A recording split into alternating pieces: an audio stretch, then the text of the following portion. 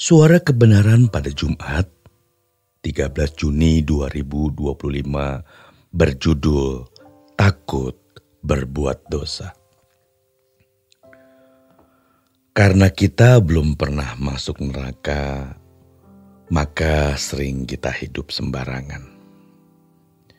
Dan sebaliknya, pernahkah kita mendekat dengan Tuhan, merasakan indahnya persekutuan dengan Tuhan? Salah satu hikmah yang dimiliki dan dialami adalah betapa indahnya persekutuan dengan Tuhan. Tetapi di lain pihak, betapa mengerikan kalau suatu hari kita terpisah dengan Allah.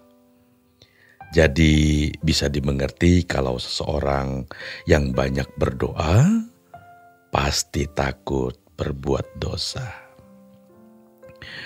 Namun ironis, banyak orang tidak takut Tuhan, lalu pasif, dan dia tidak merasa perlu aktif untuk memilih. Kalau orang tua yang sudah mempunyai pengalaman lebih berhati-hati. Oleh karena itu mereka memilih yang aman-aman saja. Kalau untuk memilih sesuatu, biasanya anak muda berani spekulasi. Orang tua sering tidak berani karena mereka sudah merasakan sakitnya jika salah memilih.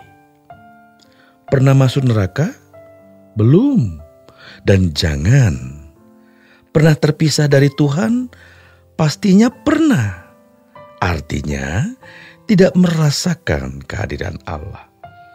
Tidak memiliki persekutuan yang benar dengan Tuhan. Walaupun Tuhan hadir di dalam hidup kita, tapi kita tidak merasakan persekutuan dengannya. Karena hidup kita kotor, kita lebih tertarik dengan banyak hal. Seharusnya kita memilih Tuhan. Kumpulkan harta di surga, bukan di bumi. 100% Tuhan atau tidak usah sama sekali. Bersyukur dengan anugerah ini. Kita memilih Tuhan. Dan pada akhirnya setiap kita harus mengenal dan bertemu dengan Tuhan sampai krek. Ya, sampai krek. Gereja dan para pendeta hanya alat, media, kendaraan sementara yang melatih jemaat untuk bertemu Tuhan secara pribadi.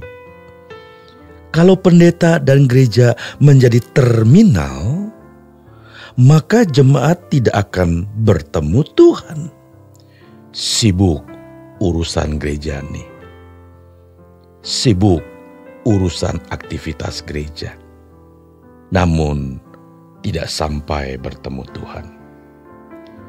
Dan itu terjadi di mana-mana, saudaraku.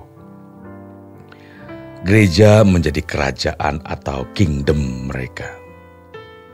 Seharusnya gereja bukanlah tujuan. Tujuan kita adalah Tuhan. Karena itu menjadi heran kalau orang ribut di dalam gereja. Kenapa harus ribut? Yang penting bawa jemaat ke Tuhan. Oleh sebab itu, setiap pelayan Tuhan harus mengalami Tuhan. Bukan hanya mempunyai ilmu tentang Tuhan dari sekolah tinggi teologi. Sekolah itu penting, tapi tidak segalanya. Yang penting adalah adanya perjumpaan dengan Tuhan. Memiliki perasaan Tuhan dan melayani dengan tulus. Setiap kali hadir di tengah-tengah jemaat, kita harus mewakili Tuhan seakan-akan Tuhan yang hadir. dengan belas kasihan, dengan empati rohani, dan khotbah yang disampaikan juga harus dari hati Tuhan. Jadi beratnya bukan 1 hingga 2 jam mempersiapkan khotbah, melainkan 24 jam setiap hari hidup dalam persekutuan dengan Tuhan. Tidak bisa Senin sampai Jumat hidup sembarangan, Sabtu doa puasa, untuk khotbah hari Minggu. Tidak bisa. Tidak akan pernah bisa.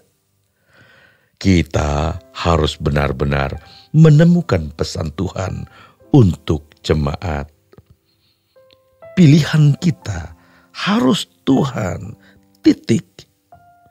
Pilihan kita harus kerajaan surga, titik. Dan itu harus dibarui setiap waktu.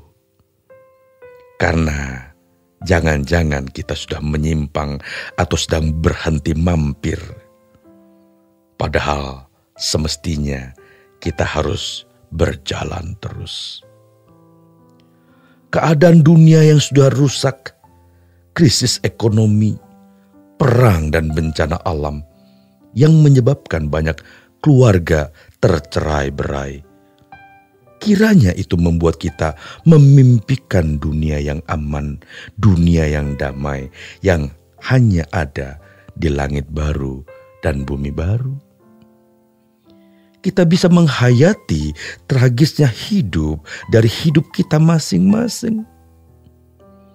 Tetapi kalau keadaan aman dan nyaman, mungkin kita tidak pernah berpikir adanya dunia lain atau langit baru, bumi baru tersebut. Jadi saudaraku, bersyukurlah kalau Tuhan mengizinkan kita mengalami beberapa ketragisan hidup. Atau kita dipertemukan dengan orang-orang yang hidupnya tragis. Ini yang memotivasi kita untuk berkemas-kemas. Maka marilah saudaraku, hari ini kita memilih. Jangan kita mengeraskan hati. Jangan sombong dan tidak peduli kalau tidak mau dipermalukan suatu hari nanti. Jadi kita harus memilih Tuhan, memilih kerajaan surga, memilih hidup dalam kekudusan dan kesucian. Janganlah pasif saudaraku. Selamat berjuang. Tuhan Yesus memberkati.